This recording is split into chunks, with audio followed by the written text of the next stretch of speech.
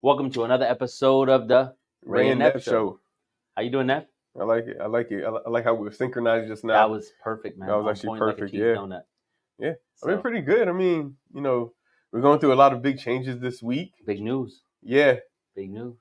You want to tell the people about it? I figured this time, because I talk a lot. I figured this time I want to hear Neville tell the story. So what story do you want to hear? Well, let's start with the lawsuit, the NAR lawsuit, because I know there's the consumer out there wants to know what's going on, right? So, First of all, we believe that the lawsuit, whether you want to, I don't know, I would say whether you want to say no, that, they're guilty, we're not guilty, that's besides the point. When you put it into the logics of the suit itself, when you're saying that the seller was not aware of the fact that they were paying a commission from the buyer's money, because it was buyer that actually paid for the monies for the transaction to occur, and when the transaction occurred, then the commission was paid out. So we worked for free essentially for months on end, depending on how long we work with that customer. Because maybe explain that part, because we work for free for months if it closes. Because if it doesn't close, we don't get paid, even though at all. If a customer cancels, we don't get paid. If a customer, so it kind of evens out. A lot of people think that real estate agents make a lot of money, but the average agent only makes about anywhere between $30,000 and $60,000 a year, which is an average job anyway. Yeah.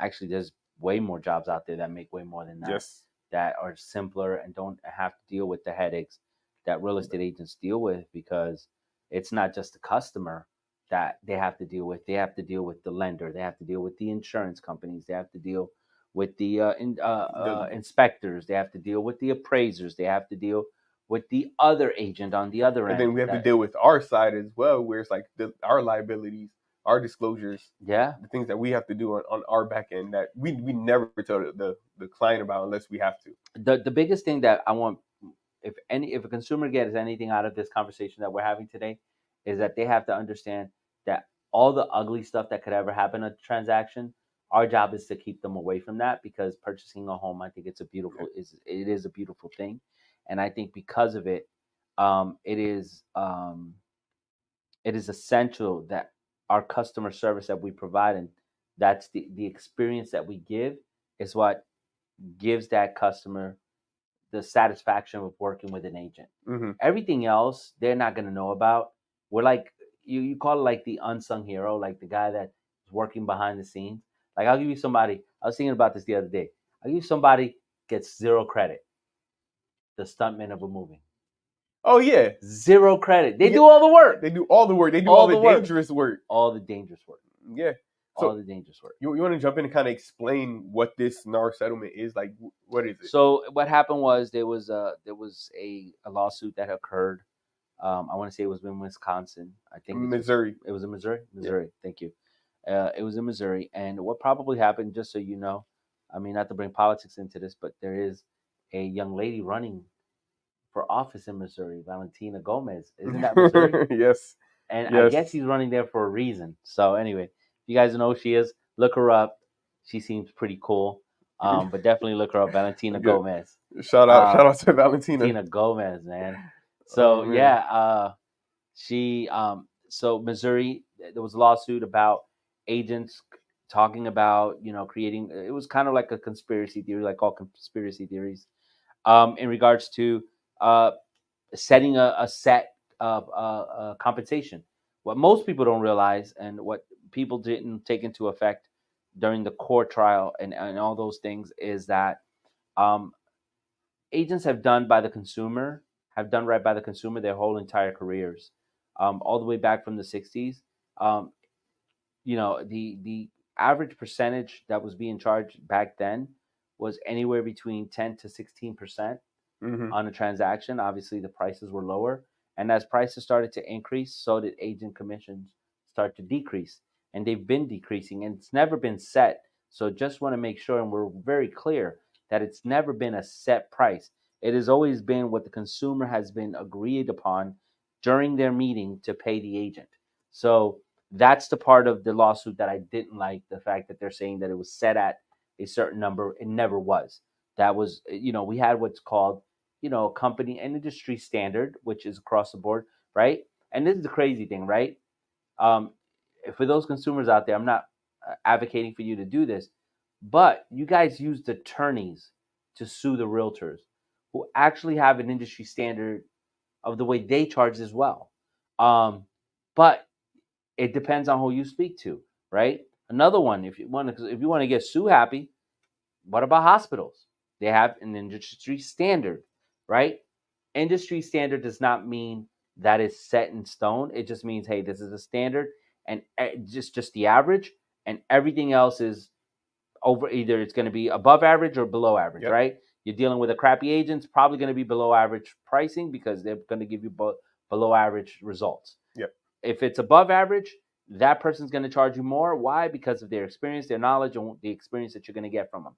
So those two things are very different and basically relate to the whole situation. So they said we created a standard that this was our price and that was that, and that wasn't true.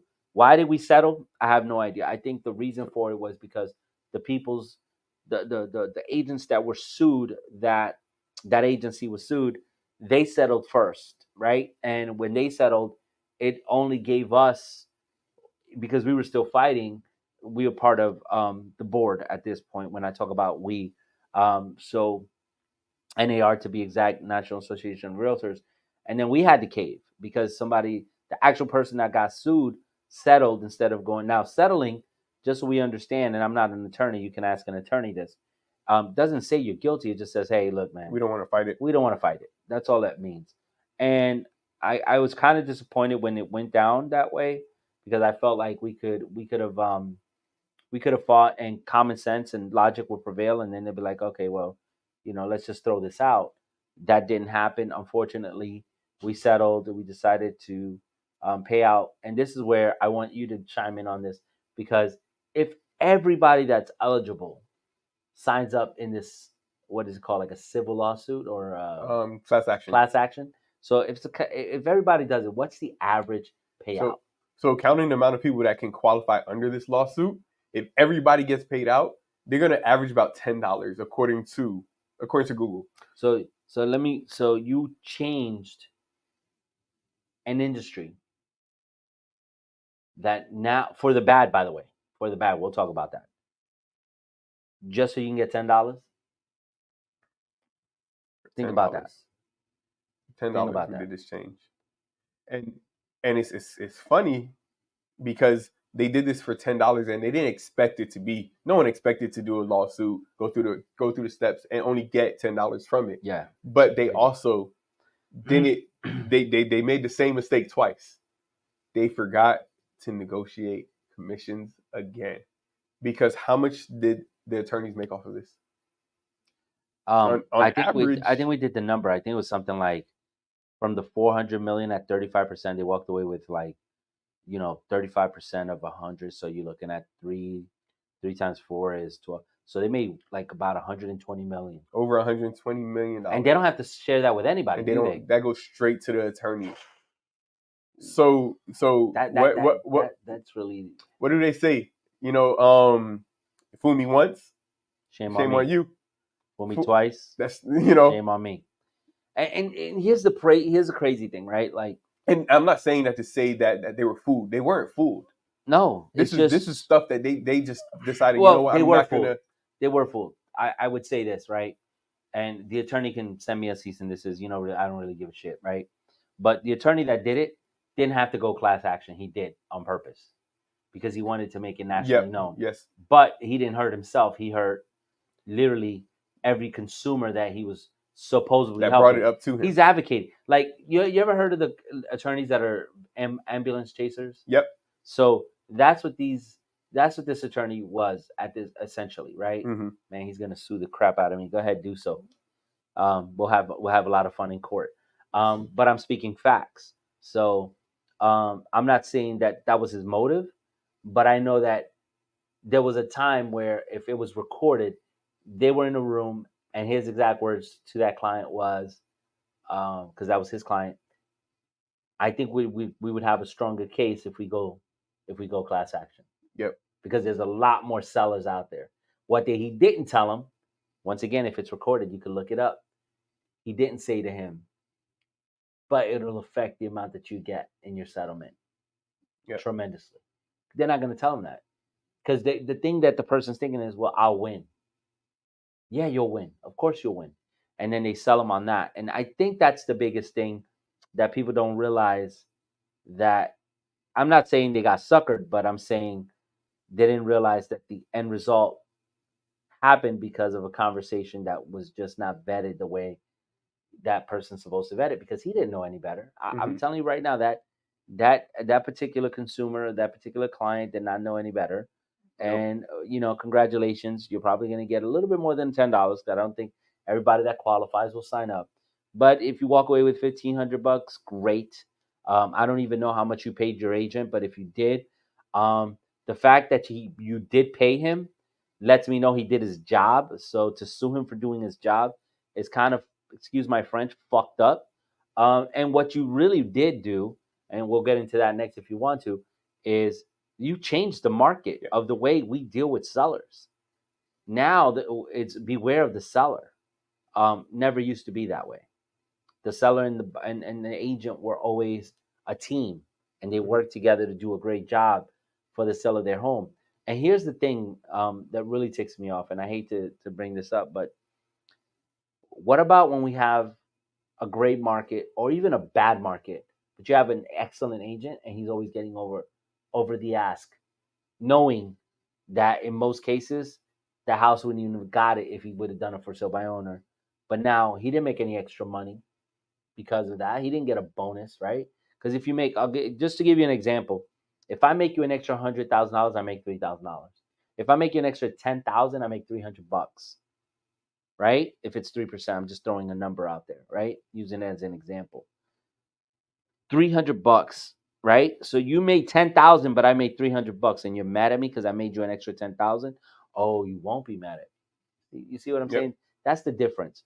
So I just feel like I'm going to continue to do business as usual. I'm going to still give my clients and my agents my agents as much value as I can, because as a broker, I want to do that for my agents, and I have to do that. And whichever is our client, whether it's a buyer or seller, we're going to give them the best service possible. Always, 5-star service, regardless if they're buying or selling, and it doesn't matter to me the price. I'm going to help everybody that needs my help. But what I am going to do is I'm going to, beware of that seller. If I'm negotiating against a seller, it's lights out. It's like Mike Tyson versus a high school kid. And that's actually what I want to lead into, the impact of this decision, right? Yeah. Of the settlement. Who's going to be impacted by it? Sellers. I think sellers will be affected the worst. And I say the worst, and I say it that way because I think that what's going to happen is, if you have an agent that's going up against a seller, what do we do for a living? We negotiate for a living. Mm-hmm. Some of your best negotiators are agents, right? Besides attorneys, agents is I would say number 2. Attorneys, I think, are number 1, because that's truly their job. With us, it's a bunch of different other things, but we're number 2. And when we go to negotiate, we're really good at what we do, especially when we have nothing to lose. Mm-hmm. And when the buyer gives you that authority to have nothing to lose, it's lights out, man. I'm telling you, it's sellers are going to suffer. They're going to pay more in commissions now than they've ever paid, and it's not because, and you can't even sue anymore, because now we're telling you you're going to pay more, and you're going to sign to agree to that. So that's one of the impacts I wanted to bring up. Now we have written disclosures for everything. Correct. A lot more signing is going to be needed to for any transaction. So now this impact is going to affect the sellers, but they signed off on it. I think you also have to take into consideration that there was a couple of copycat lawsuits that are out there that are still in litigation. That's why companies have decided to not charge a co-broke and let the seller decide if they want to pay it. Don't let it fool you guys. They're still going to have to ask for a co-broke, because the buyer has the ability to only work with homes that they want to buy that pay a compensation, because the buyer is paying for a lot of things that the seller's not taking into consideration. They're paying for closing costs, right? Yes. They're paying for inspections, down payment, inspections, appraisals, moving survey, moving expenses, cleanup at the next house if they have to, if they're in a rental, Or if they have a house, they have to sell that house to buy this house. So now they have to pay commissions on that side, and then they have to pay commissions against on this side. Like there's so much that the buyer's dishing out that the seller didn't take into consideration. But even then, the biggest thing that they don't take into consideration is that they took advantage of it. Yep. When they purchased, they took advantage of it. Yes. And then here's the thing. Did that particular seller that brought this lawsuit to light, did he buy? He had to, okay, here's the thing. He had to have sold. He's not homeless. So he had to have bought. Yep. When he bought, he didn't pay either. So should we sue him to pay as a buyer? Yeah. That's the thing. I mean, you could hear the frustration in my voice because I think it's stupid. It truly is a stupid lawsuit. And that's how I want you consumers out there to see it, as a stupid lawsuit that should have never happened. But it's the world we live in today. I mean, so can I ask you a question? What's the impact that's going to be kind of that the sellers are going to feel right now? Like, what can they expect coming into this new market? I would say the biggest thing they're going to expect is a crap load of disclosures, a crap load of agents. They're going to have agents that are going to create some sort of frustration. And here's where I go with that. If there's an agent that doesn't take a co-broke or doesn't have a seller pay a compensation, that seller might be two things are going to happen to that seller. One, the property is going to stay on the market for a really long time. That's just the reality. Mm-hmm. I'm not saying if I have a client that wants to see it, I'm going to show it whether he pays in compensation or not. I want to pull that disclaimer out there because I'm all about taking care of the customer. But the property is going to stay on the market long, which is going to create a stagnant market for that property. And then what's going to happen is, in return, that property is now going to become a discounted property, right? And it's going to move onto the discount shelf. So now when the agent does submit an offer, the agent's going to ask, are you paying a compensation? No. Okay, great. Well, if you want this buyer, you're going to pay a compensation, and it's not going to be this percentage. It's going to be even a higher percentage than what you would have normally paid if you would have started at that number. And that's that. And then it's going to be up to the seller to decide. So they're going to be more frustrated than ever. Before it was just seamless type of transaction, except for when you deal with the buy and sell. That's horrible, but you know that. So, can I put my input kind of? Yeah, absolutely. I want to hear it. So I think what we're gonna start seeing is that high level of frustration from the sellers, but it's not gonna be because they have to sign more disclosures. It's not gonna be because, hey, I couldn't get no one to look at my house. It's gonna be, I shopped around and found the agent that would do it for the cheapest that I don't have to pay a co-broke on. Yep. And now this agent doesn't do anything. This agent doesn't answer my phone calls. This agent hasn't gotten any showings on this house. He hasn't given me any feedback on this house. I don't know what's going on. Because this is across the board in anything that you pay for. Yep. You get what you pay for. Absolutely. Would you bring a Lamborghini to a backyard mechanic? Nope. So then why would you go and get the cheapest realtor to pay to sell the most expensive item you own? Does that make sense? I agree. Yeah, no, it makes it makes a lot of sense. But think about it like that. Like think about it when you go to a doctor in anything, just you name it, in anything, right? Taxis, go as far down as taxi. If you go to Uber, what do they have? They have different levels of Uber, right? So if you want to get the just a regular ride, you can go with Uber. If you want a bigger car, XL, you go with Uber XL. You get the bigger truck. Sometimes they'll come in a black car. They'll come in a Lexus. You know, you get what you pay for, and it's more expensive to do so, right? You get a town car. Yep. There are just so many avenues that if you look at every single industry, they have that. And to try to eliminate it from real estate because you think there was, I really would love to speak to the person that, filed the suit just to see what was going through their mind. Like, what made you hate your realtor so much? I more or less want to see what's going through their mind now. And now that they see the end result of what they kind of started. I don't know. I just feel like it'd be interesting to see that. Yeah, I would say it'd be interesting to see it. I want to see. Hopefully, that's a Netflix special. I hope so. Shoot. I want to be in it. So Netflix, if you're listening to this, I would love to be in it. I'll slim down for it and everything. I'll get the Tom Cruise body. So one of my last questions is kind of the timeline. When can we expect the impact of this change to start being? The changes are going to be in the mid-August is when the changes are going to start to roll out. But we've rolled out some changes already, pre rollout. So and we're not seeing a huge impact in what that's doing.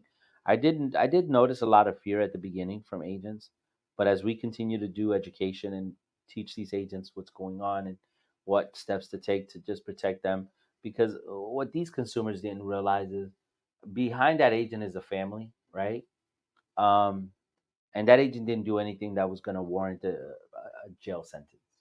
All right. And at the end of the day, like I said, if you want to blame the agent for doing his job because you had to pay him, in order to pay him, he had to have done his job.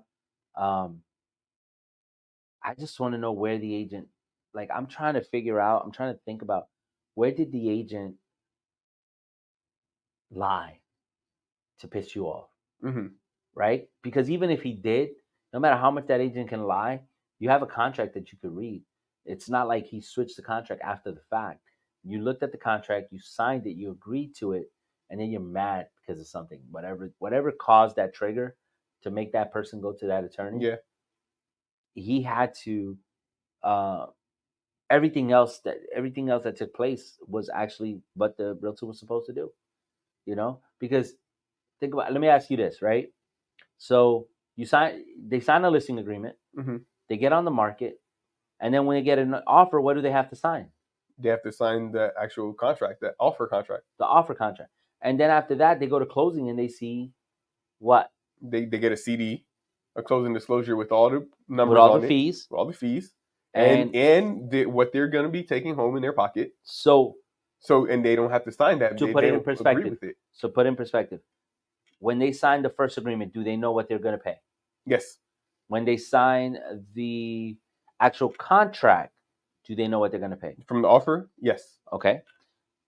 Before they even sign on the dotted line to sell their house, do they know what they have to pay? Yes. So what's the problem?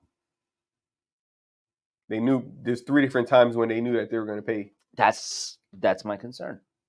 And that's why I think I wish that we did, and I still have high hopes for the company that didn't cave. The problem is I can't work there. I mean, I would love to work there to support them because they're the only ones that didn't cave, and they're the only ones that are not going to have to follow the rules, and they have enough money to build their own empire. So that being said, I just feel like it's going to be a bumpy at the beginning, but I think we'll get past this. We've been through so much more. Do I see the times where our rates are going to go very low? People are going to collect very, very, very low income. Yes. But I also see an upside to it. I do see sellers paying more money for the premium realtors, and that will separate the good from the bad, which is okay. I'm okay with that. And I'm okay with, letting that part of it, letting nature take its course in that sense on that end. But I think it's going to be. I think it gave us more room for the premium realtors. It does. It gave them so much more to offer. And you're going to see that premium real estate start flourishing. Let me ask you a question. Who do you think benefits the most in regards to like today's current market? Who do you think benefits the most? A buyer's agent or a listing agent or selling agent? A buyer's agent or a listing agent? And what's with these changes applied? No, with the changes applied and the current market, today's market. The buyer's agent. Why? The buyer's agent, because first of all, let's break this down. Who has the money? The buyer. The buyer. So who's really controlling the market? The buyer. The buyer. So now that they've given the buyer has the leverage on that end. Do you see the report with Barbara Cochran? Which one? The one she just released this morning? No. She did. She said it's crazy because me and Andres call each other every morning. Yeah. And we talk about this stuff, and then literally I go on the news and I see it. So she came out and she said that she believes that if you want to buy a house, you need to buy it today, buy it now, because when interest rates drop, the buyers the prices will rise again, because the interest rate will drop, and then it'll create a flood to the market right away to take advantage of that interest drop. But I also, as you're saying it, I actually remember I did watch it. Yeah. I watched it so early this morning. I forgot it was today. Yeah, I think it was you that sent it. No, it was. I didn't. It was Alex. Alex sent it. Alex sent it out.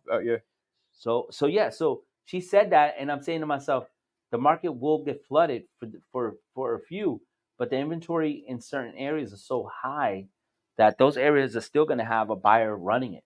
Like buyers run that market. Like Point Sienna's ran. That's a buyer's market, but buyer goes in buyer's paradise right now. Yes, if you're a seller in Point Siena right now and you get an offer Davenport, Haines City, and you get an all offer, of Polk County, now I would say all of Polk County, but most of Polk County, a good portion of it, yeah.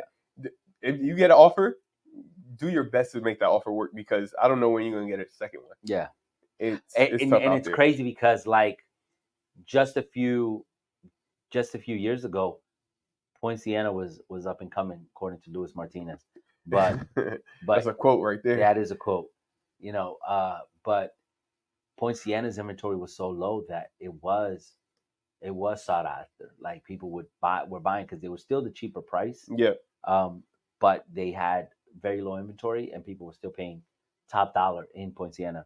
I'm not seeing that today. No. I'm seeing a lot of price reductions in Point Siena. I'm seeing that market that people from up north come down here looking for. You're going to find that in Point Siena. You're going to find that 3,000 square foot home for going in the high twos, mid threes. I got a question for you.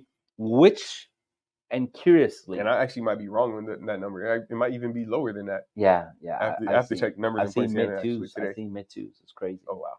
So, which communities or which areas you think will not be affected in the sense of whether the price goes down or up? Those communities are still going to sell. You want me to name them? Yeah, any ones that Dr. Phillips, Windermere, Wyndham Park, Ocoee. I feel like Ocoee's been pretty stable lately. Ocoee's been super stable. It surprises me. Their inventory is still super low. But Gotha is this Gotha's big. a block long. Gotha's a block long. It still counts. That's like what is it called that I showed you? Edgewood? Was it yeah, Park? Exactly. Yeah. I mean in downtown Orlando, south of Soto. Yeah. That's crazy. That thing's small. Conway. I think Conway's still gonna be good. I would say Waterford Lakes. Waterford Lakes is still going to be strong. What do you think, Lake Nona? Lake Nona will. The thing is, there's so much going on in Lake Nona right now, and it being so close to the airport, I still think it's going to be a strong market. I just feel that they're almost done building. Mm-hmm. So, but they build so fast, and they're still so young that there is no time for right now. Like it wouldn't be the time right now to to break down and build up. You know what I mean? Yeah. They're not there yet. Like College Park is still great. And they're there. Like they're buying 2 lots. Funny story. So I was talking to an agent. I was helping out one of my clients, one of my friends rent a home. And I was sitting down and I was talking to an agent out of Winter Park, and he focuses heavily on Winter Park. He was telling me there was a client that ended up buying 2 houses. He bought one for $12 million in Winter Park, $12 million. Then the next door house was $6 million. He bought that, tore it down, and put a tennis court. That's what he bought the second house for. Wow! So he has a ton of money, and the ultra luxury here is around that price point. Obviously, it's higher when you go to the South Florida, Miami, the New Yorks of the world. But here, ultra luxury is between 6, 12. 20 million maybe. 20 million is usually where it's usually like that. That's how Jeff Bezos. Right? Yeah, we're talking about that. So here's what I'm saying. This guy spent close to 18 million, right? So that puts him in that range. But to tear down a house, to put in a tennis court, listen, I don't understand the rich, but I'm telling you right now that there's some major tax benefit to what he did there. It has to be. It has to make sense somewhere. It does. But then it does. It has to. Also, you start getting to that level of money where it's like, it made sense to me in the sense that I like to play tennis. Yeah. And I didn't like my neighbors. I don't think it's that simple. I don't think it's that simple. I think there's sometimes it's the most simple explanation. Bro, that's a $6 million tennis court. Think about it like that. $6 million tennis court. You know, and so going back to like Nona, I think that I don't think they'll be affected, but in regards to having a huge price reduction, but I think they will be affected in the sense that they will have price reductions. They will. And the thing is, like, people realize you could just go right across the road over to St. Cloud and be off of Narcoossee and get a really, really, really nice house. I feel like the traffic is actually better over there. It's because nobody driving over. Everybody driving up to Lake Merlin. They're not driving down. Other than that, I think that 32824 is always going to be a hot area. That's the Weatherby Estates area. Meadowwoods area is always going to be hot. That's always going to be a good price point. Hunters Creek is always going to be a good area. What do you think of Lake Mary? Lake Mary is going to remain. Lake Mary is going to be solid. It's traditional money there, so it's just going to pass down from generation to generation. It'll continue to keep the values up there. But you're not having a lot of new people move to Lake Mary, unless they, unless they like to fly out of the Sanford Airport, which some people do, and so. Yeah.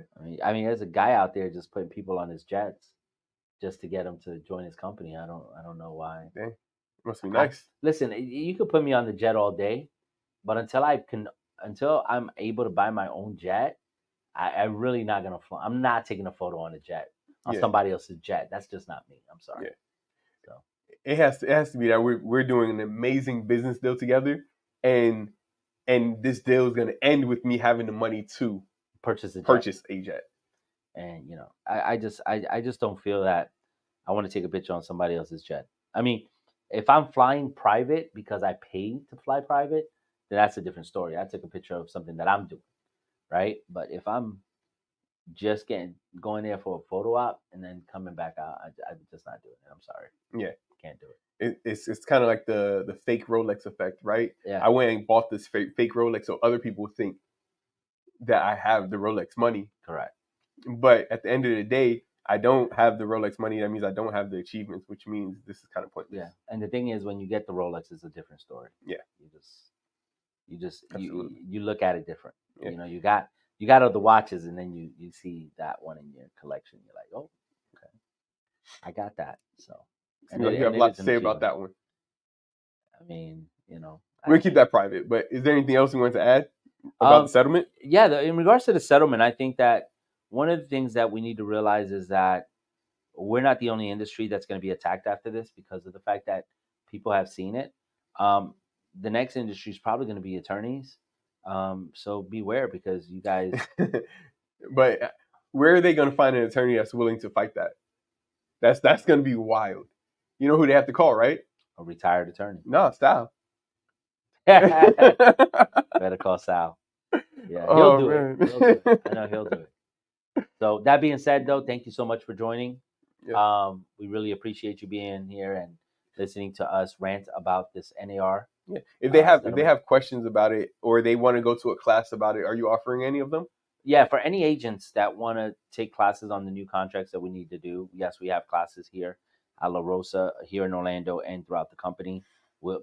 Reach out to me or Neville. We'll let you guys know. For those of you who are consumers and want to know more, just reach out to us. We'll give you guys pretty much the rundown of the new processes and how we can help you guys obviously save money because that's the goal as a buyer and, save money as a seller as well. I mean, I would say like this, to the buyer, I'm saving you money. To the seller, I'm making you more money. So you have to decide which one you want to work with. But it goes back to wanting to work with either the experienced agent, right? I don't know, if I was having heart surgery, I want the doctor that did it 500 times or the doctor that did it once. Yep. If you don't like it, I think there's an AT&T commercial that I recommend you guys all watch. It's a doctor saying, "Guess who got reinstated?" I've seen that. Yeah. And then he walks in and the guy goes, "Doc, am I gonna be all right?" He's like, "I don't know, but we'll check it out." Like if that doctor walks into my room, I'm not getting the operation. I'm just not. No. So and what this did is it probably eliminated a lot of those realtors that are like that doctor. Yep, absolutely. So we thank you for that. That's the only positive spin I can put on it, and the fact that we're probably going to be paid more money. Yep, than we've ever done before. Yeah, I see that coming for sure. Yeah. So, but all right, guys. You? Oh, for me, hold on, what was the question? NAR. NAR. What were the positive spins that you put on it? No, my positive spins on it is the fact that it gives me more room to negotiate as a buyer's agent. It gives me more room to negotiate for my buyer. It puts me way more in control right there of like just that offer situation. Now that you say that, it reminds me, it does take control away from the listing agent. Yeah, a lot of control. Yep, and listing agents do not like that. They do not. But it's going to be interesting, is all I can say. Yeah, it's going to be interesting. All right, guys. Thank you for tuning in and just watching this episode that we had about we just wanted to try to give as much information on like this and settlement. Subscribe. Yeah, please like and subscribe. I haven't really been seeing too many likes. You guys, we're getting a lot of watching. Yeah, y'all so we appreciate that. Thank you so much for watching. But absolutely subscribe so you can see our next video. We'll try to be more consistent. I promise. Yep. If Neville could just even though I have plenty of episodes without Ray, but that's neither here nor there. Yeah. But thank you guys for tuning in.